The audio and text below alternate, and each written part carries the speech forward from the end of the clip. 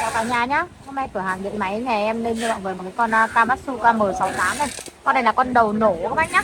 Đấy, con này dung tích xi lanh là 68 cc, lòng là lòng 48 ly. Đấy, con này thì chạy cho em là chế zin 3, tiết kiệm nhiên liệu mọi người nhá. Có hệ thống trợ giật nổ ở đây cho các bác luôn rồi. Đấy, chạy động cơ 2 thì xăng pha nhớt này. Bình đựng nhiên liệu rất là to như này nhá. Đấy, con này thì buji là buji hàng nhập khẩu chính hãng cho em luôn này. Buji dạng đứng đó mọi người nhá. Đấy, toàn bộ bên ngoài thì đều được làm bằng vỏ nhựa ABS cực kỳ là bền luôn này. Đó. Và con này có bộ hơi rất là dày dặn như này nhá. Khi mọi người làm việc trong thời gian lâu dài nó sẽ tránh cái tình trạng nóng máy mọi người nhá. Đây, bô một cửa xả đây nhá, bô xả hơi đây. Con này là có bó côn rất là to như này thì bó côn này mọi người có thể lắp được từ gấp máy từ lòng 36 ly trở lên nhá. Đấy, có thể lắp vừa gấp máy từ lòng 36 ly trở lên này. Con này thì lốc máy của nó mọi người nhìn lốc máy bên trong nhá, lốc máy của nó là lốc đúc mọi người nhá, lốc máy bên trong sẽ là lốc đúc luôn này, cực kỳ là bền luôn nhá. Đấy, động cơ 2 thì xăng pha nhớt này. Nhà em hôm nay bán cho mọi người một combo đầu nổ này, đi kèm theo cho mọi người một cái mũi khoan đất như này nữa nhá. Đấy, đầu nổ đi kèm theo cho mọi người một cái mũi khoan đất như này này. Đi kèm theo cho mọi người một bộ chuyển đổi như này nhá.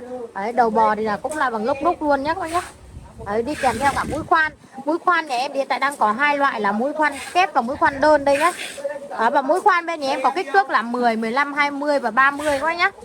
Đấy, một bộ đầy đủ đi kèm bên nhà em thì sẽ có sách hướng dẫn sử dụng này, bình pha nhiên liệu này, một bộ tool tháo lắp này. Đó, và phiếu bảo hành bên nhà em là bảo hành cho mọi người là 24 tháng của nhà sản xuất mọi người nhá. Đây, máy đi bên nhà em giá cực kỳ là đẹp này. Đấy, con này bên nhà em hiện tại đang bán cho mọi người. Con này bên nhà em hiện tại đang bán cho mọi người giá chỉ hơn 1 triệu một xíu thôi ạ. Đó, combo là cả đầu nổ này, cả bộ chuyển đổi và mũi khoan mọi người nhé. Có bán lẻ cả đầu nổ riêng, bác nào mà nhà muốn thay thế các đầu nổ của máy cắt cỏ này, máy phun thuốc này, máy xạ phân hoặc là máy thổi đấy thì các bác có thể là mua cái đầu nổ lẻ bên nhà em nhé. Đấy, giá cực kỳ ưu đãi. Mũi khoan thì có nhiều kích thước khác nhau cho mọi người lựa chọn phù hợp với nhu cầu của gia đình nhà mình. Đó, thì em đang để số điện thoại liên hệ ngay trên màn hình.